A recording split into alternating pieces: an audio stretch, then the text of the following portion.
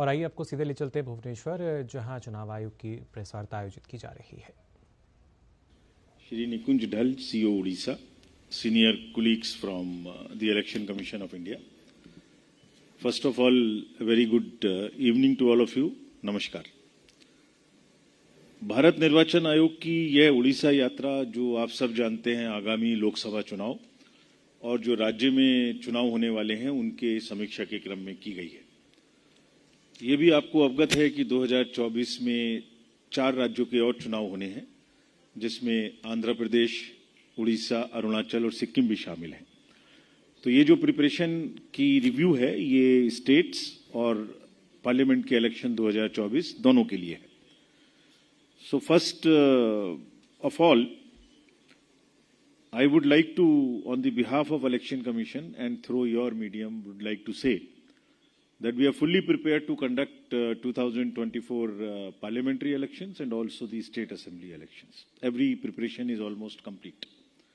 And in that sense, before I start my presentation, I would like to request through you from the commission side that all the voters of Odisha should come and participate in this festival of democracy.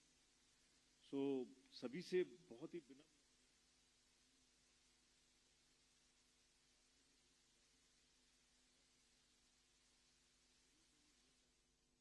Voters हैं या हमारे दूर दराज के क्षेत्रों में inaccessible areas की voters हैं, तो ये चुनाव का पर्व है, देश का गर्व है, इसमें जरूर पार्टिसिपेट करें। So friends, the commission began its visit yesterday and first of all met with the political parties. That is a tradition, we first hear all the political parties so that whatever they have to tell us, whatever they have to have issues, they tell us. Then we met all the district collectors and the SPs and the IGs, commissioners.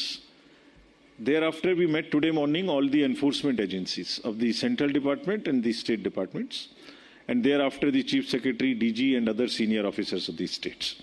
So I brief you about what happened in those meetings, what were the issues, and what is our reaction.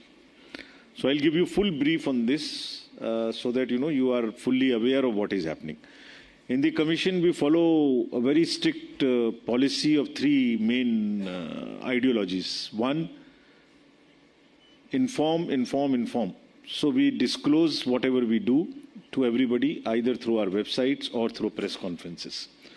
Secondly, involve. We involve all political parties, media and other stakeholders at every stage of whatever we do. So that आपको बता भी दें हम क्या कर रहे हैं, आपके प्रश्न भी लें और उसके बाद में उसका उत्तर भी दें. So the participation and then disclosure. This is what we always manage. So in that crumb, I will first tell you what the political parties told us. What is their expectation from us. हमने जो meetings की उसमें national party के रूप में आप, BSP और बाकी नेशनल रीजनल पार्टी के रूप में आप, बीएसपी, बीजेपी, बीजेडी, सीपीआईएम और इंडियन नेशनल कांग्रेस, इनके प्रतिनिधि हम लोगों से मिलने आए। तो पहले मैं आपको ये बताता हूँ उनका क्या कहना था, बिकॉज उनको जो कहना है वो हम सुने और उसका जवाब दें, ये सबसे ज़्यादा इंपॉर्टेंट है।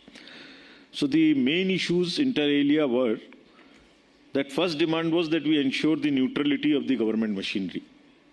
Many parties stated that the administration is perceived to be not neutral, so they favor a party in power. Therefore, the level playing field should be established and administration should become totally aligned to this principle. There was also an apprehension that during elections, the facilities and entitlements which are given to the political parties, जैसे ground उनको देना है, वकील्स की permission देना है, loud speaker की permission देना है, तो वो उनको नहीं मिलती है, दूसरों को जल्दी मिल जाती है। तो एक लेवल प्लेइंग फील्ड होना चाहिए, that whatever entitlement the political parties ask for, they should be given to everybody equally.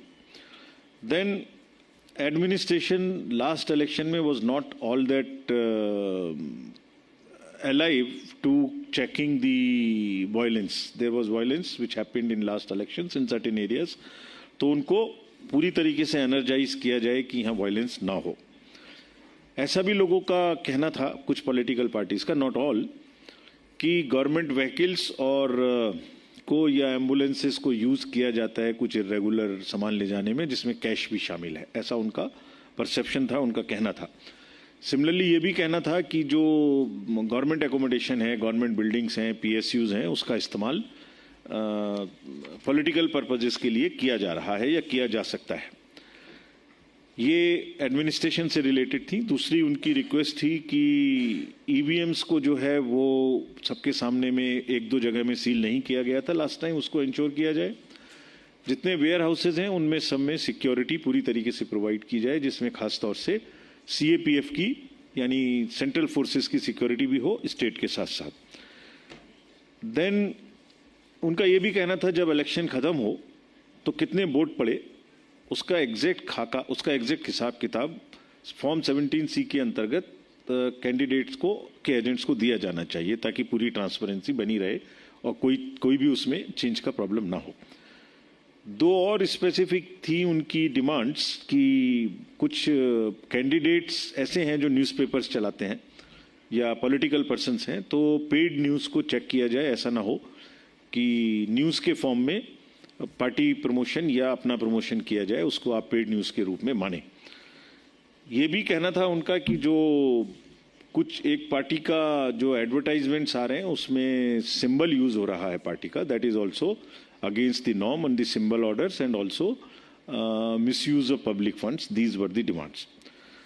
So as you know, the feedback from the political parties are very, very important. They are important stakeholders in the entire election process. The first being the voter, most important being the voter. They are the second interface between the voter and the commission.